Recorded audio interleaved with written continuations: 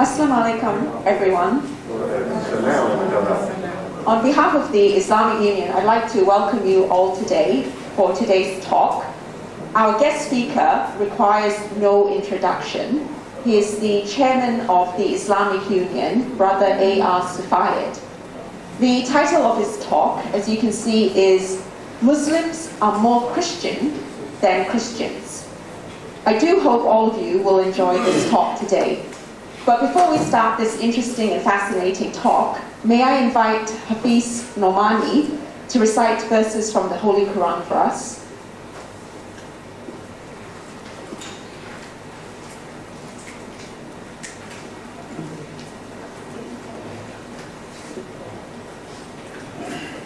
Assalamu alaikum wa rahmatullah.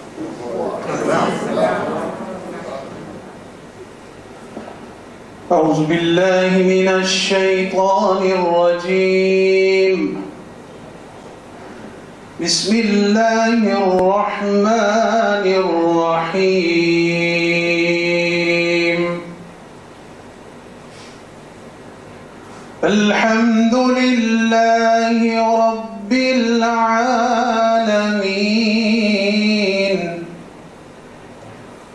الرحمن الرحيم مالك يوم الدين إياك نعبد وإياك نستعين اهدنا الصراط المستقيم صراط الذين أنعمت عليهم غير المغضوب عليهم ولا الضالين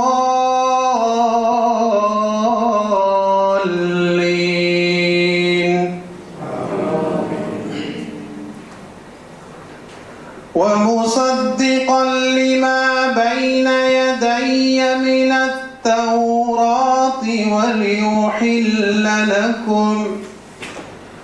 وليحل لكم بعض الذي حرم عليكم وجئتكم بآية من ربكم فاتقوا الله وأطيعون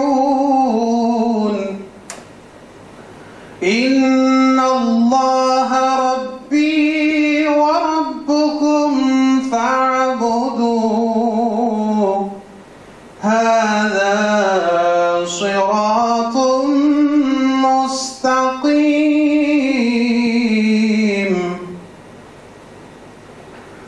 فلما أحس عيسى منهم الكفر قال من أنصاري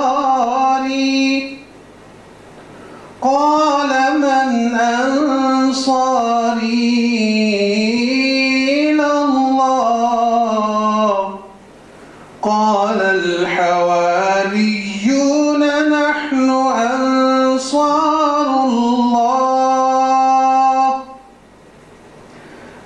آمنا بالله واشهد بأننا مسلمون صدق الله العظيم.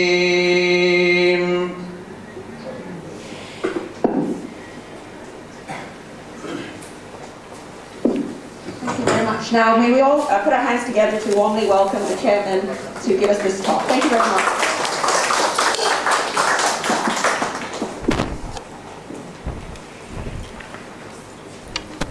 Alhamdulillah Rabbil Alameen wa salatu wa salam Sayyidina wa Maulana Muhammadin wa ala alihi wa sahabihi ajma'in amma ba'd. Dear brothers and sisters in Islam and friends of Islam, thank you all very much for your attendance today. Assalamu alaikum wa rahmatullahi wa barakatuhu. Before I do my presentation, the title of this presentation is Muslims are more Christian than Christians. And I use the word Christians in a generic sense, which will include Catholics, Protestants, Anglicans, Evangelists, and any other denomination of the Christian faith. So, unless the context otherwise requires, the word Christians will be used in that generic sense to include all denominations of the Christian faith. Now, before I start, can I just make some preliminary inquiries? Do we have any Christians in the floor today? Hands up, please. Oh, I don't see any hands. Let me ask the second question. Do we have any converts to Islam who were formerly Christians? I see quite a few hands. Would you like to move forward? Because this presentation will be of benefit to you. I'm sure that when you took the Shahada, you must have convinced yourself that Islam is the correct path and the right path for you. But in case there are any residual doubt in your heart, I hope to convince you with this presentation that by embracing Islam, you have put yourself in a position where you feel closer to the real Jesus. You will see later on from our presentation why I use the word real Jesus. Now, I have a number of Christian friends, and whenever I speak to them, I ask them, do you love Jesus? And they all say, yes, of course we do, we are Christians. So I say, then why don't you follow Jesus completely? And they look astounded. They drop their jaws and they don't know what I'm talking about. So I said, do you know that we are Muslims? We love Jesus and we follow Jesus more than you do. And they laugh. They say, you can't be for real. You're a Muslim. How can you love Jesus more than we do? We are Christians. Our title tells us that we love Jesus or we follow Jesus more than you do. They laugh it off until I point them to the details in the Christian Bible, and then they become speechless. A lot of Christians do not even know that there's a real Jesus. The real Jesus is the one that Muslims follow. They think they follow the real Jesus, but in fact they are following the Jesus that were told to them by Paul. Paul being St. Paul. In Hong Kong you have many Christian organizations, St. Paul's Hospital, St. Paul's Boys' School, St. Paul's Coeducational College, St. Paul's Kindergarten, St. Paul's Convent, St. Paul's Secondary School. All these institutions are based on St. Paul, or before he was made a Saint, Paul. And he was made a saint because he really was the founder of the Christian faith. even though the word Christian is used, a lot of people think that Jesus was the founder of the Christian faith because the word Christian is used. But in fact, it was Paul who was the founder of the Christian faith. And I will demonstrate that to you by using the Christian Bible. Now, I'm grateful to Imam Young, sitting here, for lending me this Christian Bible, the Good News Bible. And all my quotations for this presentation are taken from it. I'm sorry, Mom, I've messed up the Bible because I've underlined and highlighted all the relevant passages that I need to quote, and I've made a mess of it. But Imam says, don't worry, I'll give you the Bible. Thank you, Imam.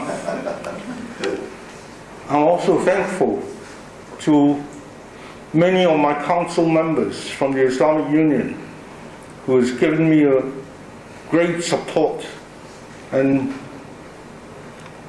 help, assistance to make this presentation come true. I thank Qasim Ma, I've already mentioned Imam Young, Brother Muhammad Khan, Brother Aminul Haq, Brother Ali Muhammad, Brother Jafar Hussain, Sister Nisha for being the MC today. Without their help, this presentation could not have been possible. I also need to thank Emily Pang, sitting next to me, from the IU office. Without her assistance, this presentation could not have been possible, and that's because I am computer illiterate. Emily has helped me with the PowerPoints and everything, and her assistance have been amazing. All I say is, I want this left to myself, I wouldn't know how to do it, and she gets it done. So a great big hand, please, for all the council members who've assisted and all the office members who've assisted in making this presentation possible. First of all, let me start with something simple. Greetings. Now,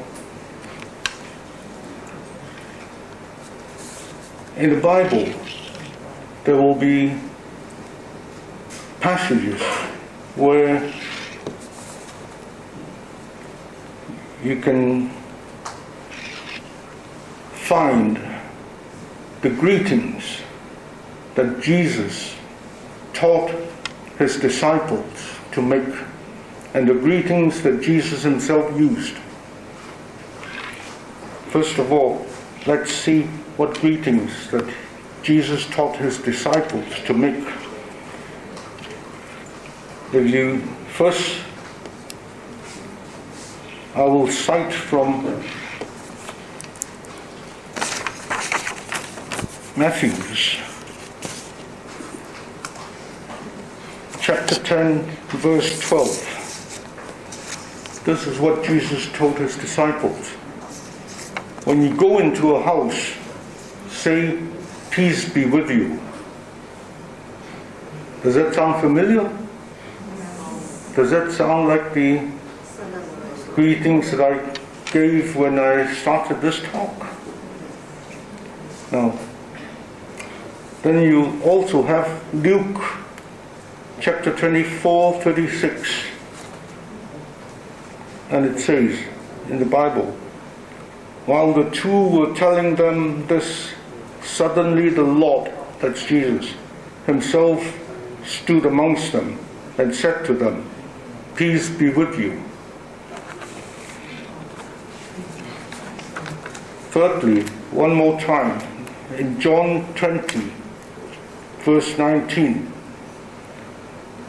it says, then Jesus came and stood among them. Peace be with you, he said. Now, Jesus spoke Aramaic, but Aramaic is, the greetings in Aramaic would be no different from the greetings in Hebrew spoken by all the Jews of his time who were Hebrew speaking. The Jewish greeting in Hebrew would be Shalom Aleichem. Again, does that sound familiar? Does that sound similar to the Muslim greeting, Assalamu alaikum? The response in Hebrew for that greeting would be Alaikum Shalom. Again, very similar to the Muslims' response, Wa alaikum assalam. And very simple things like this shows how closely Muslims' affinity with Jesus would be. Just a simple thing like a greeting. But today, I do not hear any similar kind of greetings from Christians in whatever language. That's already one significant similarity between Muslim and Jesus. Shows how close we are to Jesus.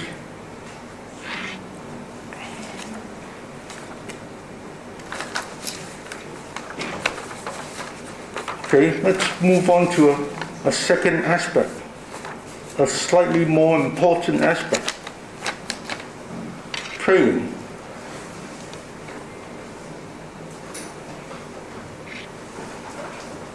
In the Bible,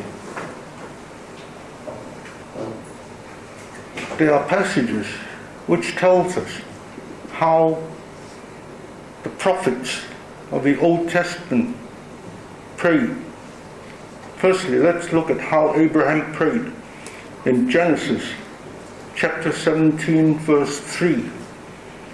And it says in the Bible, a quote, "And Abraham fell on his face, and God talked with him saying," fell on his face. He was speaking to God. And this is how Abraham prayed. Looks familiar? Another part in the Bible that I can quote from. Let us look at how Moses and Aaron prayed in Numbers chapter 16:22. "But Moses and Aaron bowed down with their faces to the ground and said, 'God, you are the source of all life.'" Okay. One more citation as to how Moses prayed. Exodus 34 verse 8. "Then Moses quickly went down on his face in worship." This is how Moses and his brother Aaron prayed. Again, looks familiar, doesn't it? How does another prophet, Joshua, pray?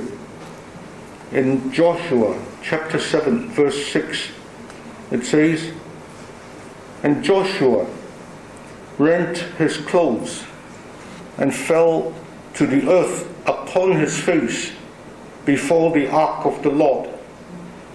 This is how Joshua prayed. Now, more important than those, let us look at how Jesus prayed. When he was in the Garden of Gethsemane, before he was arrested, he was with his apostles.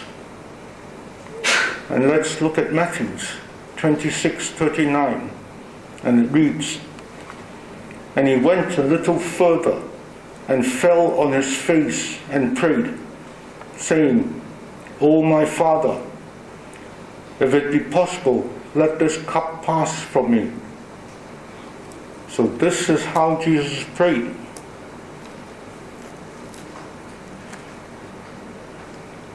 I really don't have to tell you how Muslims pray, but just take a look at the next photo. Around the Kaaba,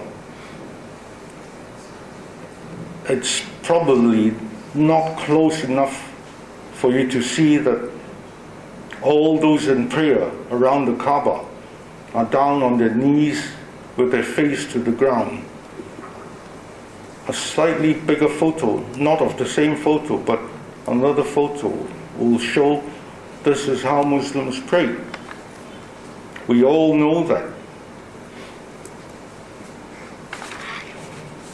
Well, let's ask yourself. I'm sure those who are converts and who were previously Christians, they would know that when you walk into a church or a cathedral or a chapel, Christians will be sitting on a bench called the pew.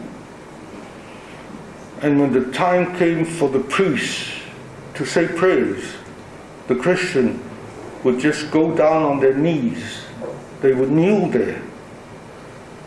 Some on one knee, some on both knees. And they would pray in that kneeling position. I have never seen a Christian pray in the way Jesus prayed, with his face to the ground, with his forehead to the ground. But Muslims do that all the time. So, is that not a striking similarity between how Jesus prayed and how Muslims prayed? And a great difference between how Christians pray from how Jesus prayed. Right. So much for praying. Let's look at a third item, circumcision. In the Christian Bible, if you turn to Genesis chapter 17, verse 9 to 11, it reads, God said to Abraham, you also must agree to keep the covenant with me, both you and your descendants in future generations.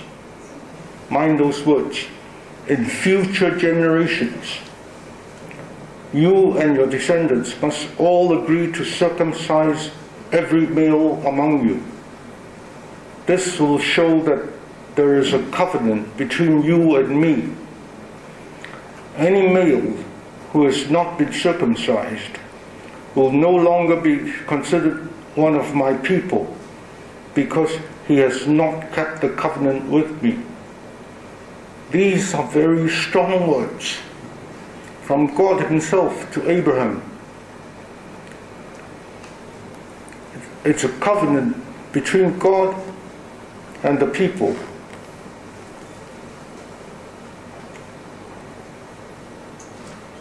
Right. Let's look at another part of the Bible, Genesis 17:24 to 27. And because of that covenant that Abraham made with God, this reads, Abraham was 99 years old when he was circumcised, and his son Ishmael was 13. They were both circumcised on the same day, together with all of Abraham's slaves. So that was how Abraham kept the covenant. The covenant with God came to him when he was 99. And he immediately performed that covenant with God. His 13-year-old son Ishmael as well, and all his slaves.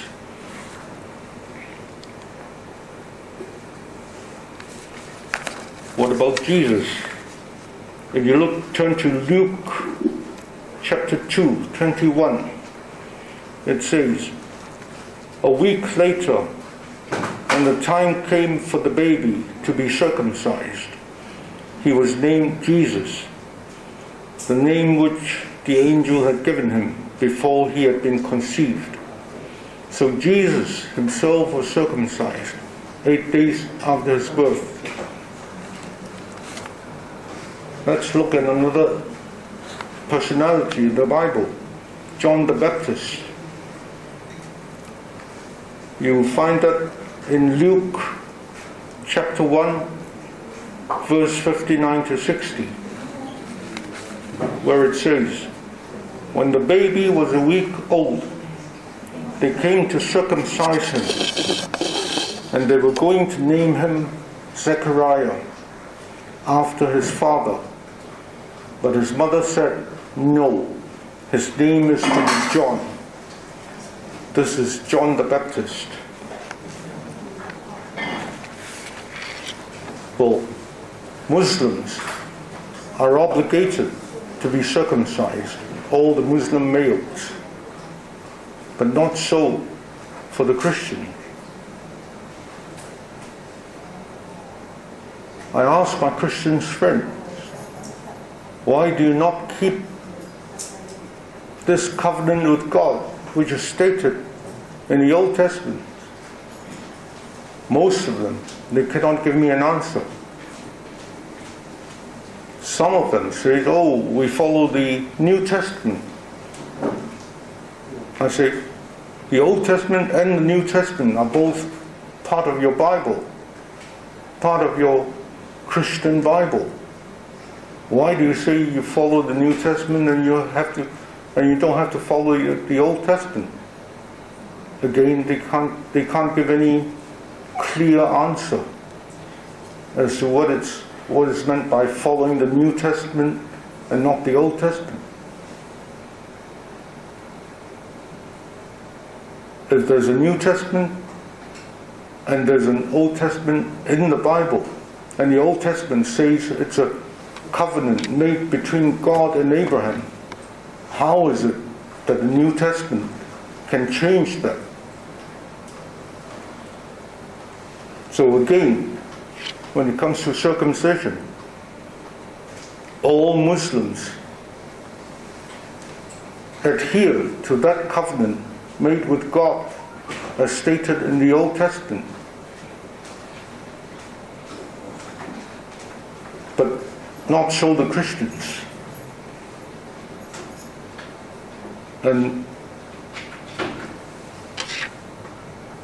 they are not able to give a good answer as to why they are not required to circumcise. Right. Now let me come to the most important of these covenants. Not eating pork and blood. Again, you will find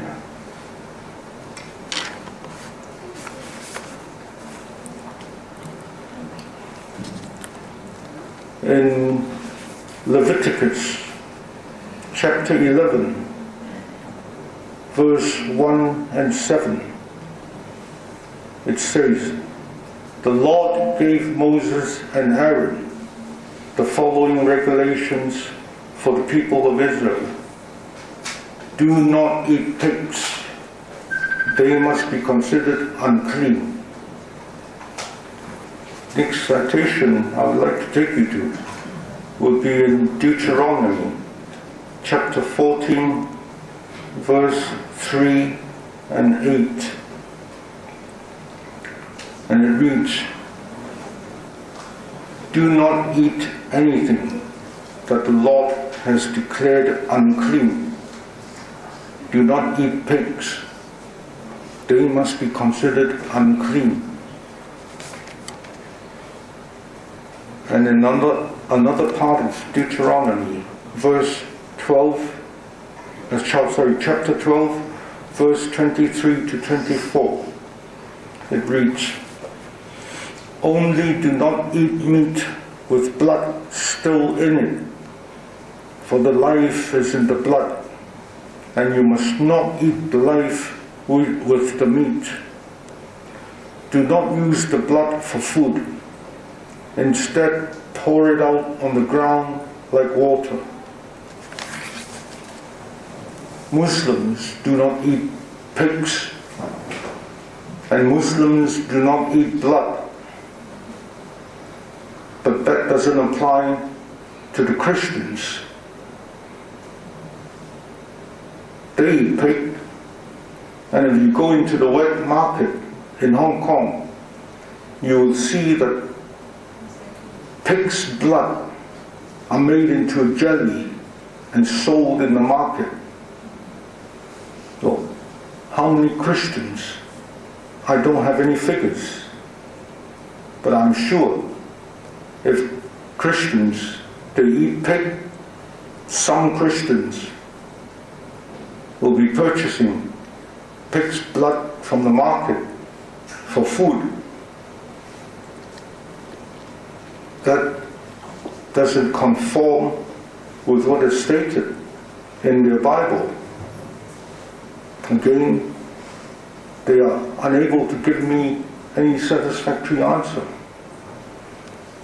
Well, the answers can be found in the Bible if you look close enough. It's there in the Bible, in the Christian Bible, but either they do not attempt to look for it, or they pretend that it just isn't there. They follow the church, and as long as the church does not prohibit them from eating pig or blood, then they feel that there's no restriction on them to doing the same. And in following the church, they don't seem to follow their own Bible, at least the Old Testament part of it.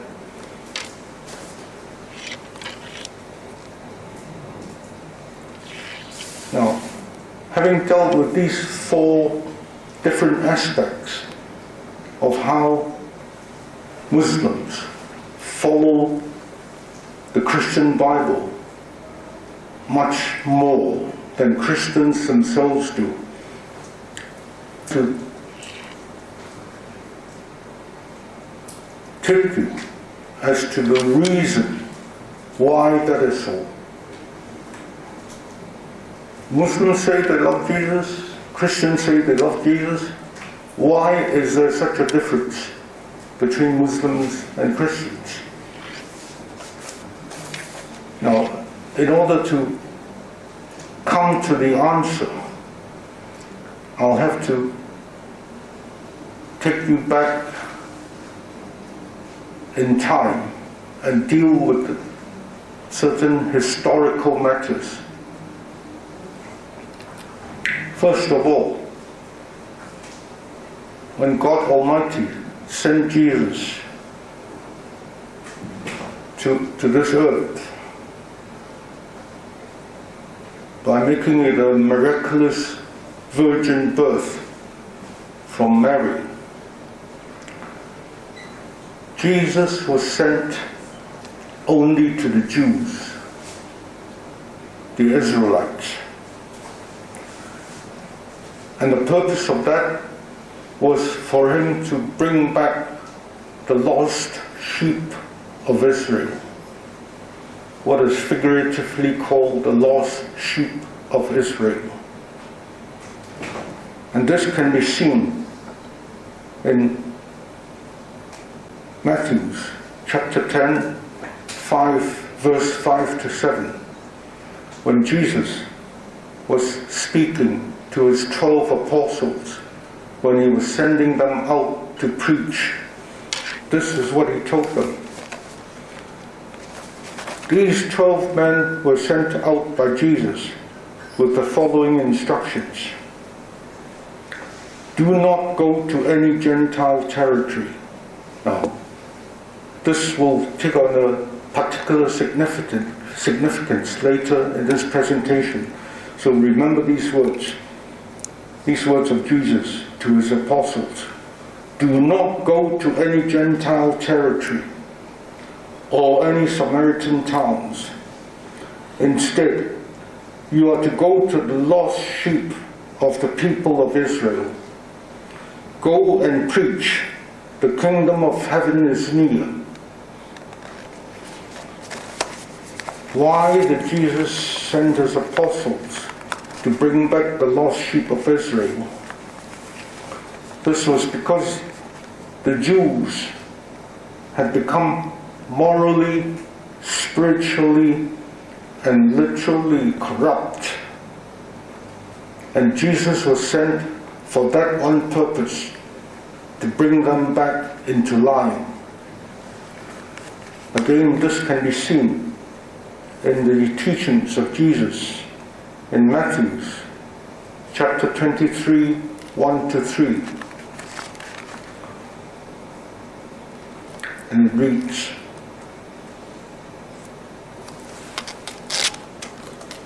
Matthew 23, chapter 1-3. Then Jesus spoke to the crowds. This is the crowd that he was preaching to, his followers, his disciples, to the crowds and to his disciples. The teachers of the law and the Pharisees are the authorized interpreters of Moses' law. So you must obey and follow everything they tell you to do. Do not, however, imitate their actions, because they don't practice what they preach. Let me explain here. The law of Moses, stated here, that is the 613 commandments that was given by God to Moses to give to the people of Israel. It includes the 10 commandments, the 10 being the most important of the 613. And these 613 commandments are contained in the Jewish scripture, the Torah. That is the first 5 books of the Old Testament in the order of Genesis, Exodus, Leviticus, Numbers, and Deuteronomy. All these 613 commandments are contained there, including the 10 commandments. And the elite of the Jews, that is the Pharisees, the Sadducees, and the scribes, they were the elite. They were the upper class. And it was from their ranks that the rabbis are drawn. So these people, they teach the law to other Jews, but in their own actions, they do not always comply with it. And in that sense, they have become morally, spiritually, and literally corrupt. And in another part of the Bible, you see the criticism that Jesus had of these people. These people that his mission was to bring back. In Matthew chapter 23, Jesus is saying, "How terrible for you, teachers of the law and Pharisees, you hypocrites! You give to God 1/10 even of the seasoning herbs, such as mint, dill, and cumin, but you neglect to obey the really important teachings of the law, such as justice and mercy and honesty. These you should practice without neglecting the others." So Jesus is very critical of the elite class, the upper class of the Jews. And again in Mark chapter 12, 38-40,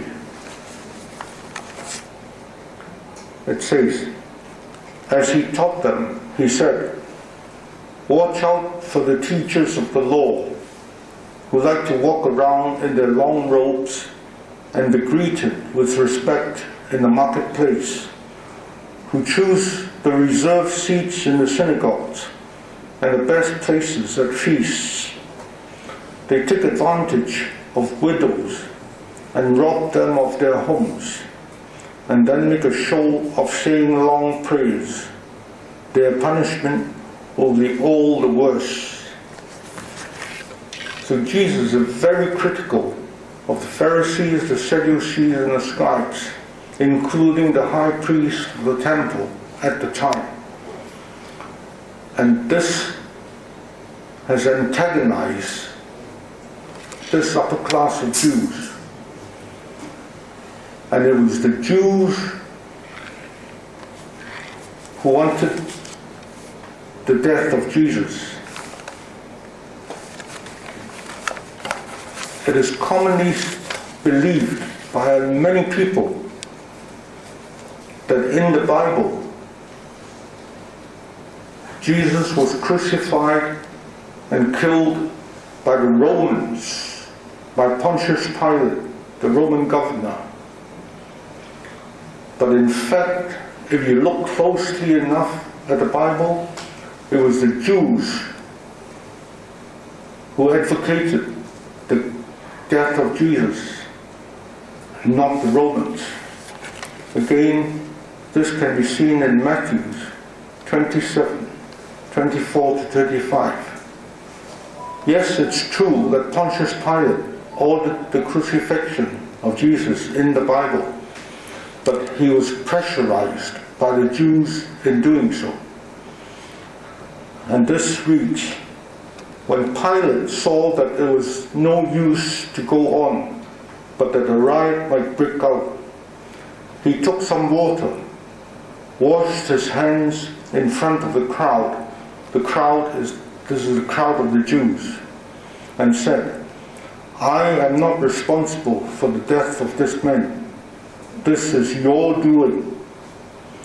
The whole crowd answered, "Let the responsibility for his death fall on us and on our children." See? So the Jews took the responsibility for Jesus' death. They rejected Jesus. They rejected his teachings. And up to today, if you ask a mainstream Orthodox Jews, who is Jesus? His answer to you will be, he's just a man. Some of them may even say he was a criminal who was crucified by the governor at the time. They do not accept Jesus as a prophet or as a messenger of God. They only accept him as a person. Now, that I think I've dealt with the Orthodox mainstream Jews insofar as their relationship to Jesus is concerned. They rejected Jesus. Let me now come to a second category, a very small group of Jews. This small group of Jews, they followed Jesus. They followed his teachings. They include his disciples and his apostles, and a lot of common people who followed him throughout Galilee. Whenever he preached on a hill, they would come and listen to him. He gave a sermon on the mount. And he also fed 5,000 people with 2 fishes and 5 loaves.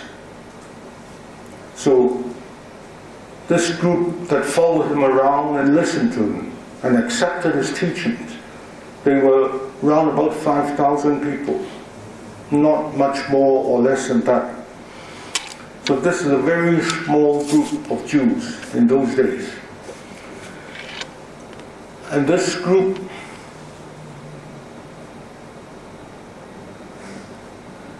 they are different from the mainstream Jews, because the mainstream Jews rejected Jesus and his teachings. This group accepted his teachings. they were also Jews. So they followed the law of Moses.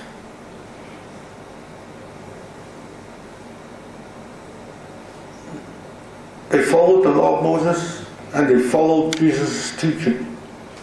They were called Ebionites. Sometimes they were referred to as Nazareans. It's a very small sect.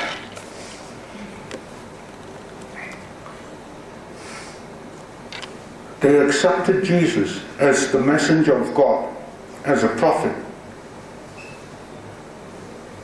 but not as divine. Some of the writers will refer to this group as Jewish Christians. They were the very first Christians because they accepted Jesus and his teachings. But you must differentiate these Jewish Christians from the Gentile Christians, which later on Paul approached and taught. Because these Jewish Christians, they accepted the law of Moses. And that is the difference between them and the later Gentile Christians.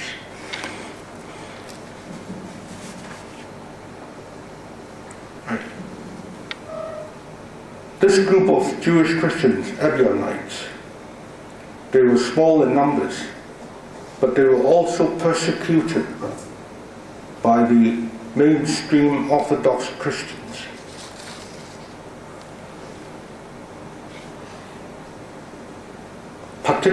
The persecution particularly took place after the time of the crucifixion.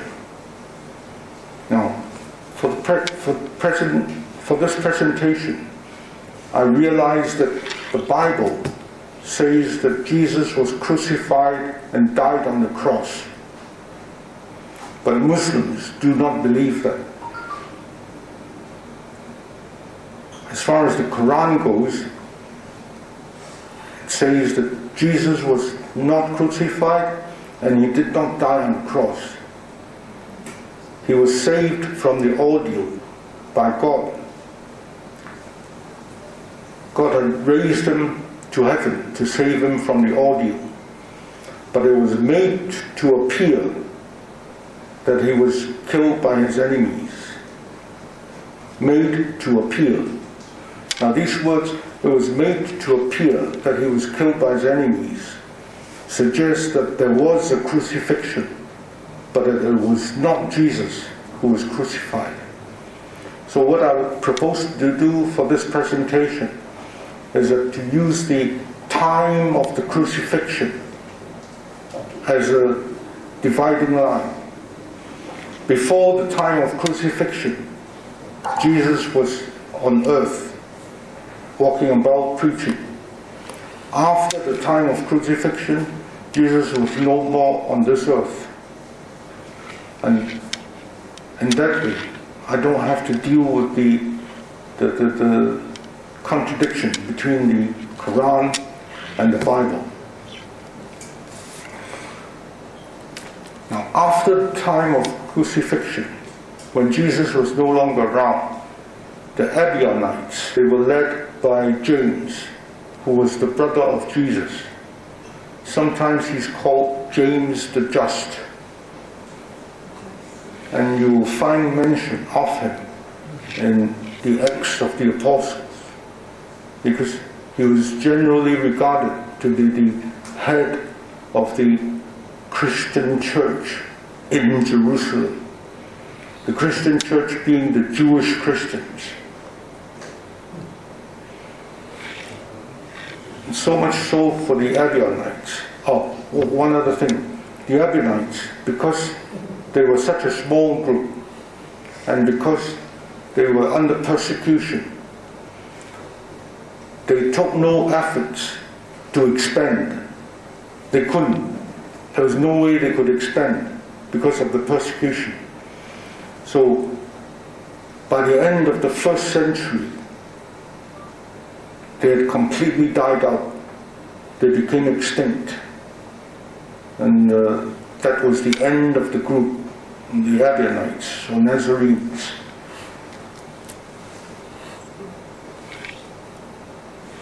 And after they died out, the Gentile Christians who were formulated by Paul, they started to rise. But these were Gentile Christians, and they did not follow the law of Moses. Let me now come to deal with Paul and how the Gentile Christian rose to what it is today. Now, Paul, his original name was Saul. He was a Pharisee born in Tarsus, and he was Greek speaking. In the Bible, the first time he appeared in the Bible was at the stoning of Stephen. And that stoning of Stephen took place after the time of crucifixion. So what that suggests is that before the time of crucifixion, when Jesus was on earth, there was no mention of Paul whatsoever in the Bible before the time of crucifixion. That suggests that Paul had never met Jesus in person, and he was definitely not one of the original 12 apostles handpicked by Jesus. So he has never met Jesus.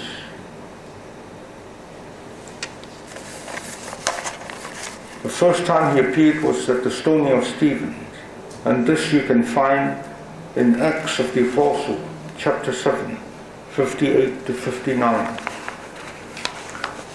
And it reads, "Then they all rushed at him, Stephen, at once, threw him out of the city, and stoned him. The witnesses left their cloaks in the care of a young man named Saul." That was the name of Paul. They kept on stoning Stephen as he called out to the Lord, "Lord Jesus, receive my spirit." Stephen was one of the Jewish Christians who accepted the teachings of Jesus. But he was stoned to death. And when he was stoned to death, Paul was there approving of that stoning and holding the cloaks of those who stoned Stephen. Turn now to chapter 8 of the Acts of the Apostle at 1 to 3. "And Saul approved of his murder," that's Stephen. "That very day the church in Jerusalem began to suffer cruel persecution. All the believers, except the apostles, were scattered throughout the province of Judea and Samaria. Some devout men buried Stephen, mourning for him with loud cries. But Saul tried to destroy the church, going from house to house. He dragged out the believers, both men and women, and threw them into jail." So this was Saul. He was a persecutor of the Jewish Christians. Now, he was the one seeking out whoever was a Jewish Christian, whoever believed in Jesus, whoever accepted or followed Jesus, and threw them into prison. Then later on, he himself was converted. And you will find the conversion of Saul in Acts of the Apostle, chapter 9, verse 3 to 19. It's far too long for me to read out the whole thing to you, so I'll just summarize the conversion of Saul. Saul and a few companions, they were walking along the road to Damascus when suddenly there was a bright light. It shone on Saul and blinded him. And a voice said, "Saul, Saul, why do you persecute me?" And Saul answered, "Who are you, Lord?" And the voice said, "I am Jesus, the one you persecute." So the voice then told Saul, "Get up, go into Damascus and wait there." And his companions then took him into Damascus and put him in a house, I think in Straight Street, and there he waited. And then the Lord ordered one Ananias to go to Damascus to look for Saul. And when Ananias found Saul, he said, "The Lord has sent me to heal you, to restore your sight." He put his hand on Saul, and immediately some scales fell out from Saul's eyes, and Saul could see again. And Saul was so amazed by this miracle from Jesus that he had at once accepted Jesus and believed him, and became himself a follower. He started preaching about Jesus to everyone, even while he was in Damascus. Then later, he went back to Jerusalem. He wanted to join the disciples, but his disciples did not trust him, did not believe him, and would not associate with him. And you will find that in Acts chapter 9:26. Saul went to Jerusalem and tried to join the disciples, but they would not believe that he was a disciple, and they were all afraid of him, because previously he was a persecutor of Jewish Christians. So then he couldn't get along with the disciples. And in Jerusalem, Saul also started quarreling with some Greek-speaking Jews who wanted to kill him. You'll find this in Acts of the Apostles, chapter 9, 29 to 30. He, that Saul, also talked and disputed with the Greek-speaking Jews, but he tried to kill him. When the believers found out about this, they took Saul to Caesarea and sent him away to Tarsus. So he was asked to get out of Jerusalem. There are people who want to kill you there. Now, later on, Saul then changed his name to Paul and started teaching people about Jesus. The people he taught were mostly Gentiles.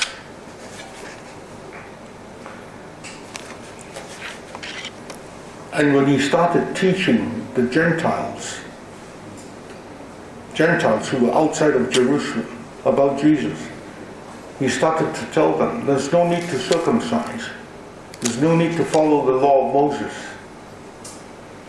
Now, this teaching of Saul came back to Jerusalem, and the Christian Jews in Jerusalem knew that Saul was teaching the Gentiles, that there was no need to follow the law of Moses, and they did not like the way that Saul was teaching the Gentiles. So there was a great rift between them, and that rift grew bigger and bigger, because the Jewish Christians, they all followed the law of Moses, and they didn't like the fact that Saul was teaching Gentiles not to follow the law of Moses.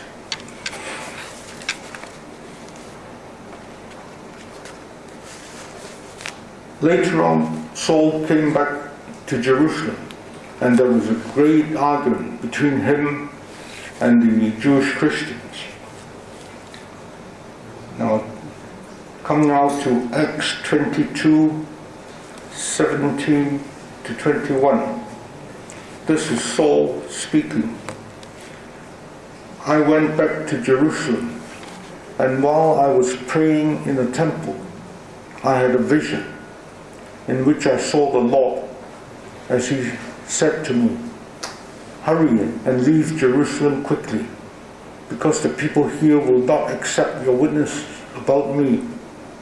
Lord, I answered, they know very well that I went to the synagogues and arrested and beat those who believed in you. And when your witness, Stephen, was put to death, I myself was there, approving of his murder and taking care of the cloaks of his murderers. Go, the Lord said to me, for I will send you far away to the Gentiles.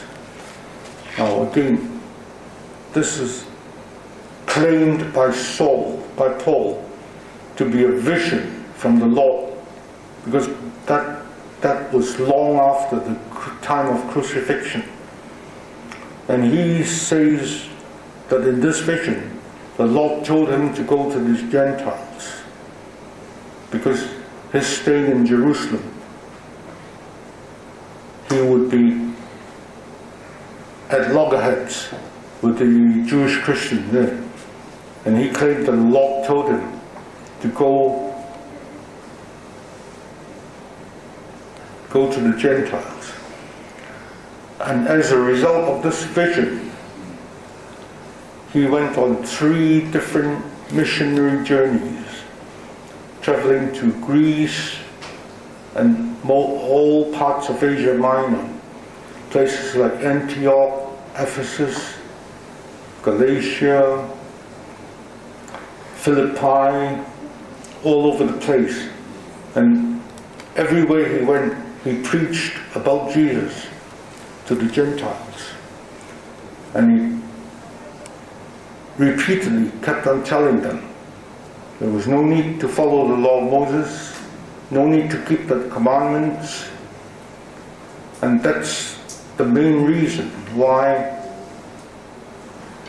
Gentile Christians, even when they accepted Jesus because of Paul's teachings and converted to be Christians, they no longer follow the law of Moses. They no longer abstain from pork. They do not circumcise. And apart from the original 10 commandments, they did not keep any other commandments under the law of Moses.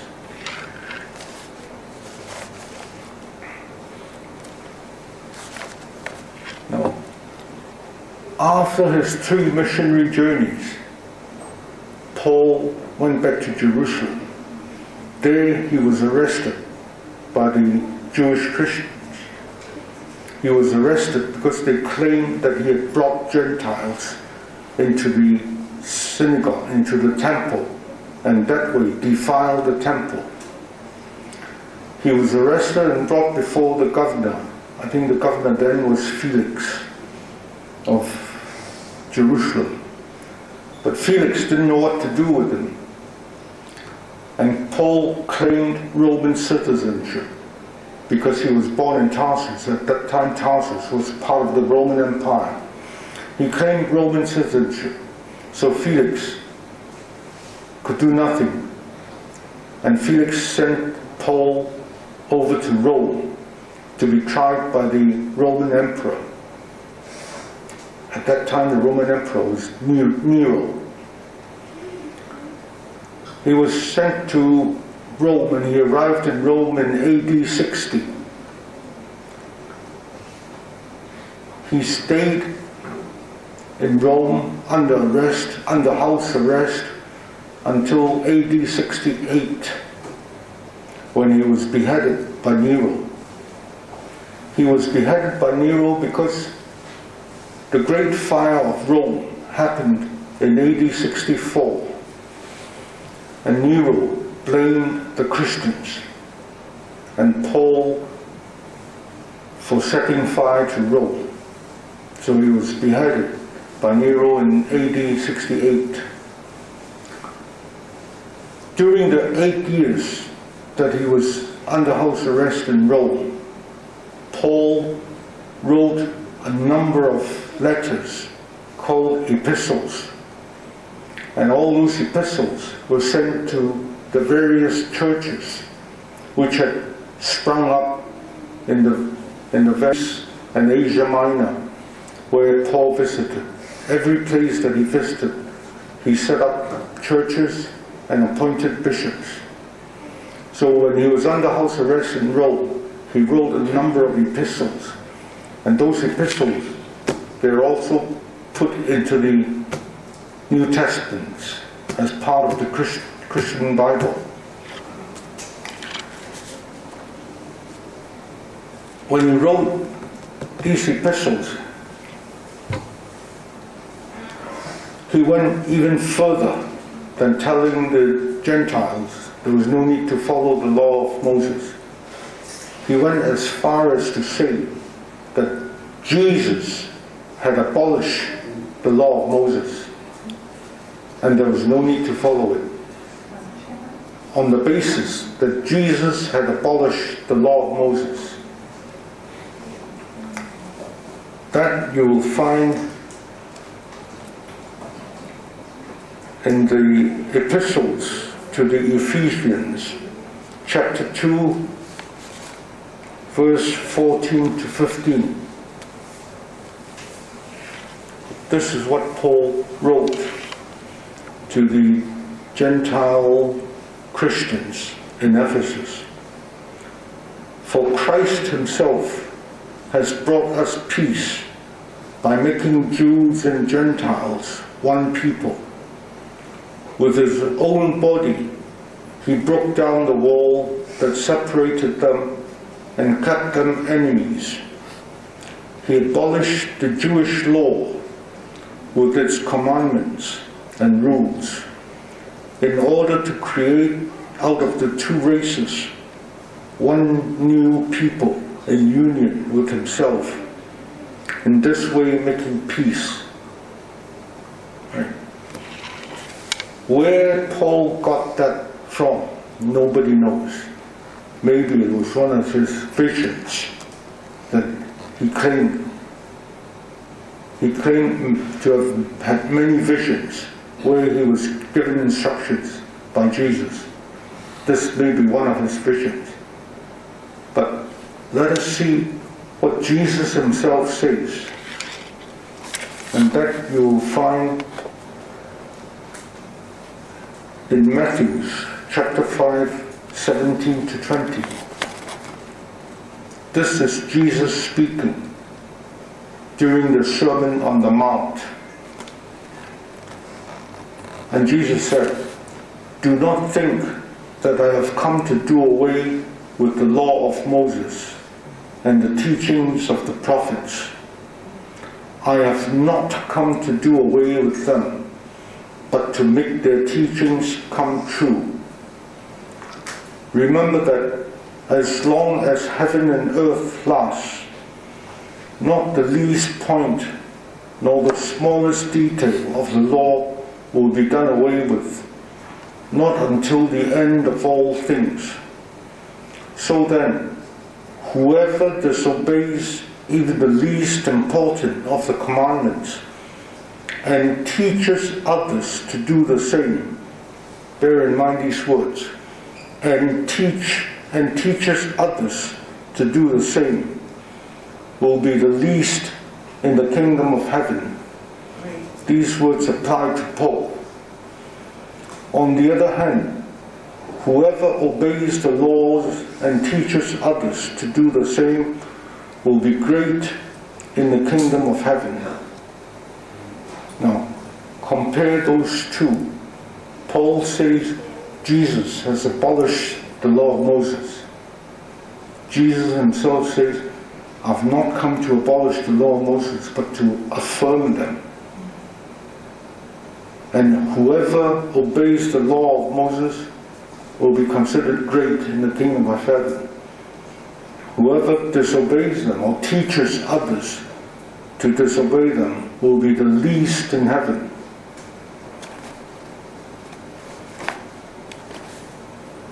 This is a total contradiction between what Paul says and what Jesus says. And yet it seems to me that Christians accept without question what Paul says, because it is only by accepting what Paul says that they no longer comply with the law of Moses, including eating pigs.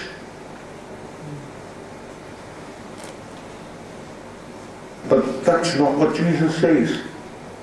How then can Christians believe what Paul,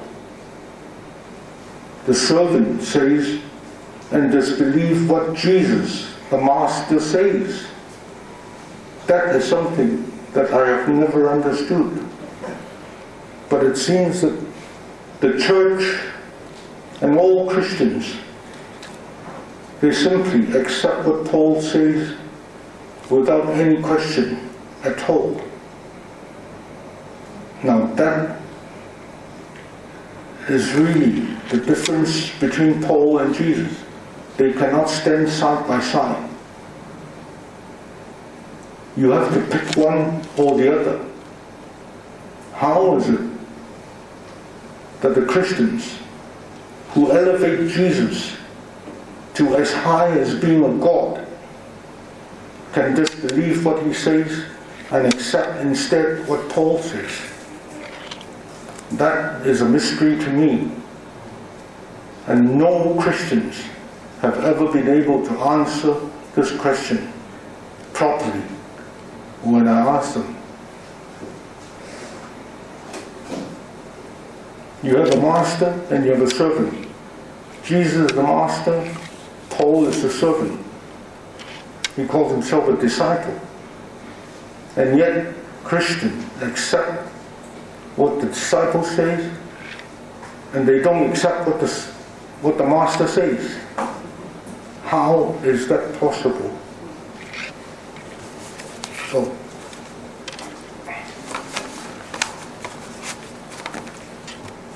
even without anything else, one would expect, if there was such a contradiction, that what the master says would prevail over what the servant says.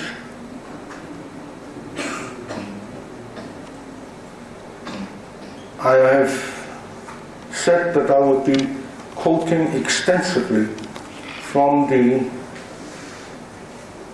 Bible, the Christian Bible, for this presentation. But when I come to what Jesus says in Matthew 5:17, I cannot resist in bringing your attention to what is stated in our Quran. And if you look at the Quran, Surah 3,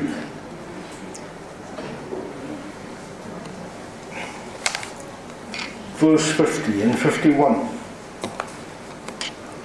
this is what it says. And I read. Alhamdulillah.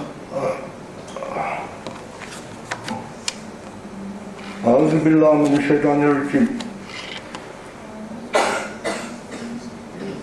ومصدقا لما بين يدي من التوراة ولأوحي لكم بعض الذي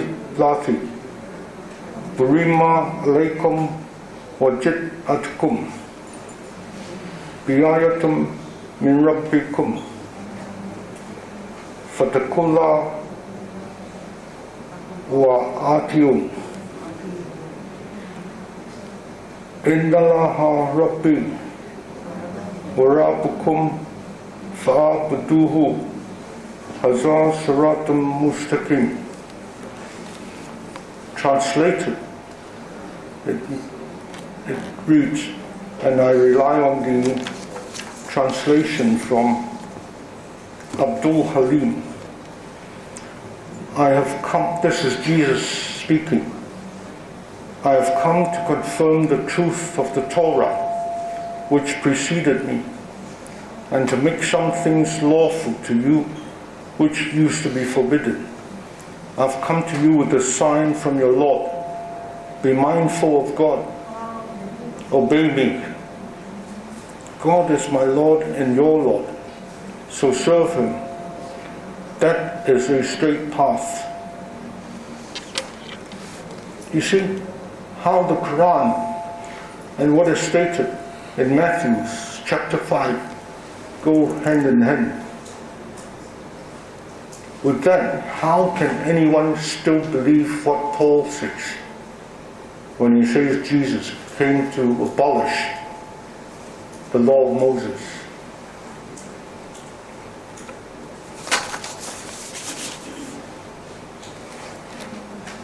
With that, I come now to my conclusion. From this presentation, it can clearly be seen a number of conclusions. Firstly, Paul was the founder of Christianity. He was the one who set up the churches and appointed the bishops. All the Greece, Asia Minor. In Greece it would be the Greek Orthodox Church. In Asia Minor it would probably be the Eastern Orthodox Church. And in Rome, when he was arrested and put in house arrest in Rome, he also set up the Roman Catholic Church. So he was the founder of Christianity and not Jesus. Second conclusion that one can come to is that the teaching of Paul about Jesus abolishing the law of the Gentiles is completely contradicted by Jesus in his Sermon on the Mount in Matthew 5:17 to 20. Even without referring to the Quran, a Christian looking at the Bible must be able to see that contradiction. And if a Christian says he believes in Jesus, then my question is, why doesn't he believe what Jesus says, which contradicts with what Paul says? Thirdly, the Christian church and Christians generally follow the teachings of Paul because he was the founder of the Christian church. Fourthly, it follows therefore that the Christian church and Christians generally do not follow the teachings of the real Jesus about the law of Moses.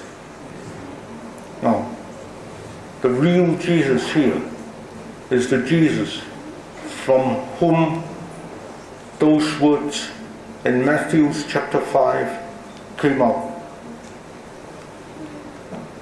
The Jesus that Paul's advocate to Christian is only the Jesus of Paul's imagination or vision, if he likes to call it that, since he has never met the real Jesus. Finally, Muslims, however, follow the teachings of the real Jesus, which is also repeated in our Quran, that he came to confirm the Torah. So, can there be any doubt that Muslims follow the teachings of Christ so much more than Christians do? And that's why the title of this presentation is that Muslims are more Christian than Christians. Thank you.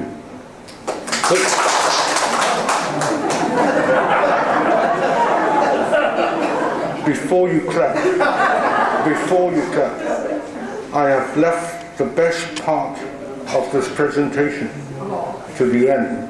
There's still one more part to come, which I hope you'll find fascinating, that what has been said by me today. Now, for this part, I am not the speaker, because the speaker is someone much better equipped than me. He is a chap by the name of Paul Williams. He was a religious scholar in Oxford University. And I can't do any better than him, except to show you a video of what he says, which is not very long, about no more than 5 minutes. Please enjoy this video, because what he tells you, what he says, is something that is so fantastic that, well, I found to be fantastic.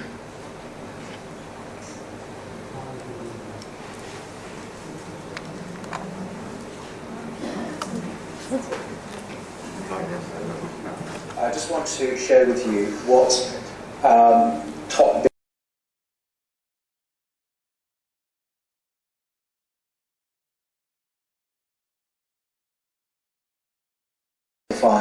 that the teaching of Jesus here finds its ultimate presence in today's world in Islam, not in the churches. Isn't that interesting? Now, remember, this is an official Roman Catholic doctrine endorsed at the highest levels.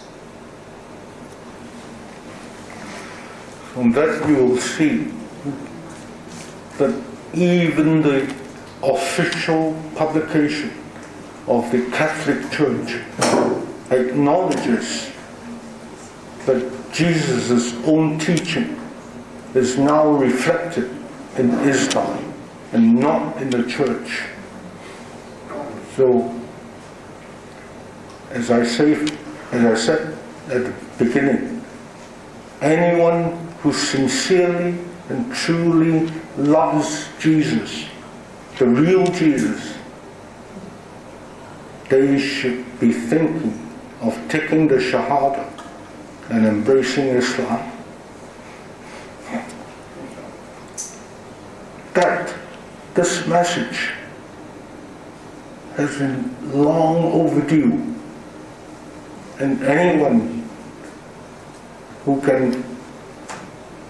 hears this and has a chance to bring this message to the attention of people who says that they truly love Jesus.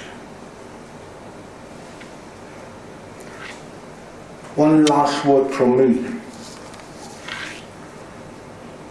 Now, in the Bible, there is one passage which is not well known, but which is a warning given by Jesus to people who simply uses his name without performing what the Father wishes them to do.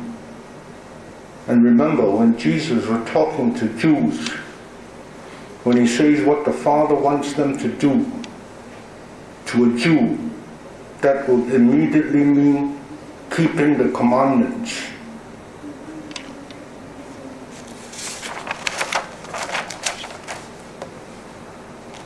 That is a passage from Matthew chapter 7, 21 to 23. And Jesus is speaking. He says, "Not everyone who calls me Lord, Lord will enter the kingdom of heaven, but only those who do what my Father in heaven wants them to do."